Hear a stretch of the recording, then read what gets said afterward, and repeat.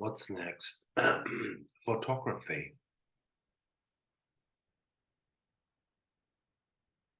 What's the problem with photography, if there is one? I think with every medium, if it just falls in love with itself, if it's painting, if it's sculpture, if it's photography, it gets to the point where it doesn't invite an audience anymore to think about it. On the other side, photography can be, in its precision, a nice way to represent and invite certain realities into next to your practice, into your practice as a document. So, having said that, I think the tool that I use most throughout the week and throughout the year is my camera. This is a particular camera.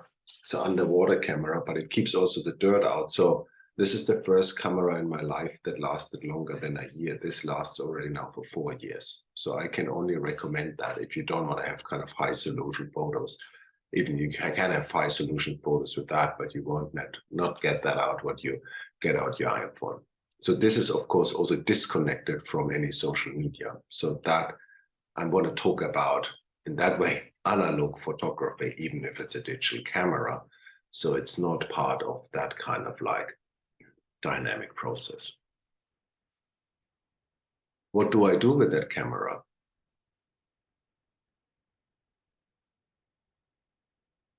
A model car, a sculpture, an icy bench, a poem, a view, public fountain. Oh, somebody, a bike store for digital appliances. Oh, Miss France, advertisement, where I went to Swedish church, another sculpture, Domus Gallia, a house name, brutalist school building. Oh, right, a shop, empty shop, scan shop for Scandinavian shop, the Musée de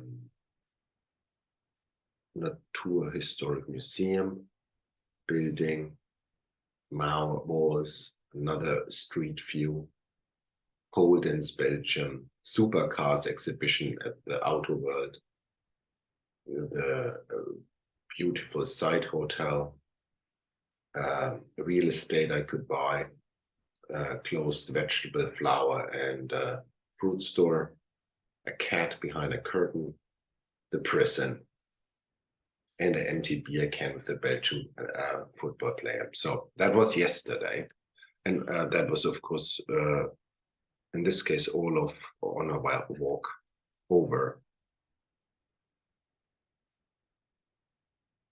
So what does it do? So I make decision, it makes me make decision. So both ways, it's a process of selection, but it's also a way of looking, I guess, and searching for things or being triggered by them to keep them. So it keeps a record of that, in this case, of that trip to Swedish church. And the way back, I took the tram, so I think there are no photos at all of that.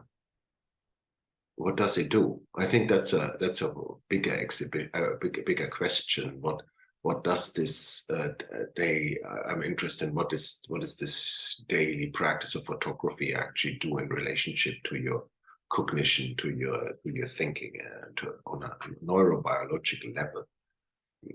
I guess there must be something out. I have no idea about it. But I think at no point, sometimes I can go to crowdfund and print them out, but that's very seldom. And there have been photographies been in exhibitions, but then very particular about a single shot that I thought would be helpful in the correlation with the other works to communicate something. One thing that is probably as close as it can get to represent these photos are on slide frames, where you then have put just the SD card in and then it just rolls on. So that's probably the closest usage of that material I've done. I used in exhibitions 2 or 3 times. So I think photography, yes, please be my guest. For me, it's very much a tool of looking, a tool of experience, a tool of understanding through looking at that record again. I guess it's also a way of training, being aware and being alert. And yeah, so that's it so far. What I want to say about photography as a possible practice.